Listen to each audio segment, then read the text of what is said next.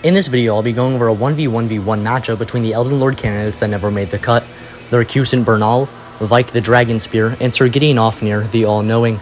I'll be taking all three at their peaks, with Bernal from his encounter with us at Fair Missoula, Vike from the Church of Inhibition with the power of the Frenzied Flame, and Gideon as we meet him in the Azure Capital. My victor isn't quite what most people expect. I don't think this is even as close as many would think, so stay tuned to hear my reasoning as to the hierarchy between these three combatants, and I hope you enjoy. Starting with Bernal, he's by far one of the most skilled NPCs in the game as far as melee goes. He knows a good bunch of Ash of Wars even before going to Volcano Manor, and afterwards offers all of theirs as well, meaning he knows a ton of these abilities, as well as having incantations such as Golden Vow at his disposal. He's physically on the stronger end as well, due to the Zweihander's description of being very difficult to wield for one of normal strength, while Bernal wields it rather handily. Furthermore, Bernal has some impressive implications at Volcano Manor. He has the Blasphemous Claw and Devourer Scepter, which are two objects heavily significant to Rykard, and wouldn't be entrusted to Bernal without knowing well enough that they were safe within his hands. This would scale him above the Crucible Knight guarding Tanith, and possibly up into Rykard's tier of power, due to being a better candidate for securing these objects, but not quite as strong as Rykard. The reason he can't be above Rykard really at all is due to Bernal as a character and how certain events would play out differently if he was. Upon us killing Rykard, Bernal exclaims that he has no problem with such, and that the strong taking like we did against Rykard is well within his and Volcano Manor's mindset. What this would imply is that if Bernal was confident in his capability to kill Rykard, he would have taken the chance and done as such. Bernal also made it into Crumbling Fair Missoula, which is further along in our journey than where Vike made it, so Bernal would be closer to the throne than Vike was, which is consistent with Bernal actually making it into the Flame of Ruin, which is the catalyst for his abandonment of his journey. Moving on to Roundtable Knight Vike, he has a much more well-rounded kit than someone like Bernal, but I honestly don't think he's as skilled, as he has nothing really matching or exceeding my arguments for Bernal's physical skill. Early moving into Vike's moveset here, he has the Flame of Frenzy, granting him incantations such as the Flame of Frenzy and Unendurable Frenzy that spread madness among Tarnish. He also has the Dragon Cult incantations such as the Lightning Spear, Vike's Dragon Bolt, and the Lightning Strike, but whether Vike is capable of performing these after being consumed by Frenzy is left ambiguous, as he doesn't use it after the 1.0 version of the game. Vike was closest to becoming Elden Lord at the time of his journey, so being generous to him, he should upscale all the Tarnished characters up to that point who had attempted to become a Lord. Now, Enya states that she had only once before seen two Great Runes together, which narrowing it down, I believe would be in Vike's hands. Vike was one of the Knights of the Round Table, so would therefore be in contact with Enya on a pretty consistent basis. He was also the closest to becoming Elden Lord and got through Lanedale and into the mountaintops before descending into madness, so the implication being he would have had two Great Runes, so the fingers would let him through. And being real and simple here, who the hell else would it be in reference to? Gideon is an interesting case for this, because while I don't think it really changes my final verdict, his power varies depending on what you believe the canon to be. Because for instance, you only really have to kill 3 Shard Bearers in gameplay, but I personally believe killing all of them is what actually lies within the canon.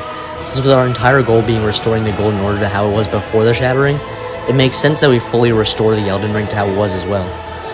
Most people will probably realize why this connects back to the Cursemonger, but for those who never paid attention to his differing moveset, he actually gains spells from the Shard Bearers that you kill, like Kama Azur from Bernal, Rykard's Rancor from Rykard, Scarlet Aeonia from Elenia, etc.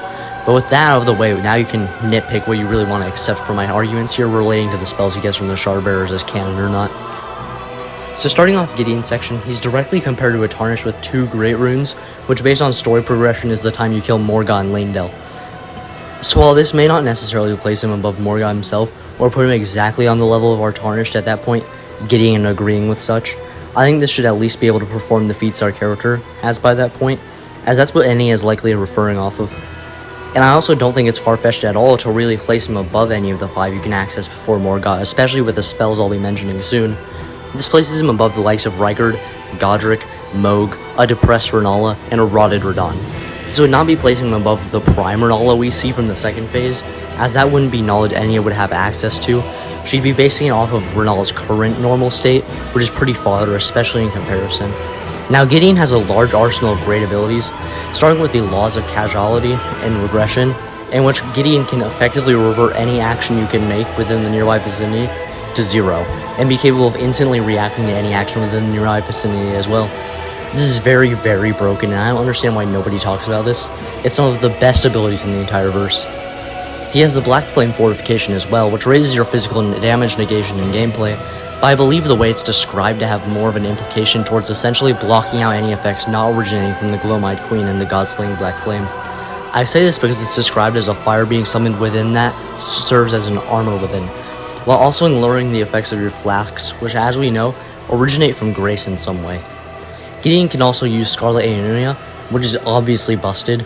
He has access to Rykard's Rancor, which implies a level of soul manipulation, similar to Rykard as I explained in my Remembrance Boss video, and can use Blood Bloom, which kind of defies everything we know about the Formless Mother and Blood Flame, but I guess Gideon is just like that. Gideon should likely have access to most of the spells available to the player in the base game as well, but I can't really back that up with any empirical evidence. I just believe that's narratively consistent and consistent with his character granting it a decently high likelihood. I said it in the introduction and I'll say it again, now that you can all infer who my victor is. Gideon is completely underrated and I don't think this matchup is particularly close with him in the mix. I give Vike the edge over Bernal due to the frenzy abilities, but in actual melee confrontation I actually think Bernal has a pretty good chance at winning. Vike takes Bernal down maybe a good 7 out of 10 times with high difficulty, but Gideon is just eviscerating both.